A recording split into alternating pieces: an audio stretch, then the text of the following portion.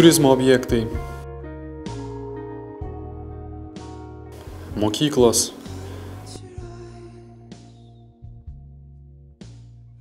mokslinių tyrimų ir technologinės plėtros pagrindų sukurti produktai ir paslaugos, investicijos į verslo plėtrą. Tai tik dalis projektų, finansuojamų iš ES struktūrinių fondų. 2007-2013 metų laikotarpiu įgyvendinami ES struktūrinių fondų projektai privalo būti viešinami visuomeniai. Kodėl naudinga ir verta viešinti projektą? Visuomenė sužinos apie projektą, kuris bus įgyvendinamas jūsų įmonės, įstaigos, organizacijos. Be to, viešindami projektą ne tik formuosite teigiamą savo įmonės, įstaigos, organizacijos įvaizdį, bet ir atitiksite vieną iš reikalavimų keliamų ES struktūrinės paramos projektų vykdytojams.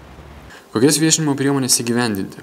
ES struktūrinių fondų paramos projektų viešinimas apima šias priemonės: informacinį stendą, nuolatinį aiškinamąjį stendą, informaciją žiniasklaidoje, įmonių, įstaigų, organizacijų internetinėse svetainėse, leidinius, lankstinukus, plakatus, audio ir video informaciją, socialinės akcijas, spaudos konferencijas, pristatomuosius renginius.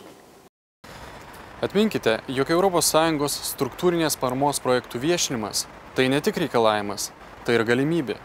Daugiau informacijos apie projektų viešinimą galite rasti Lietuvos verslo paramos internetinėje svetainėje www.lvpa.lt ir ES struktūrinės paramos svetainėje www.esparama.lt.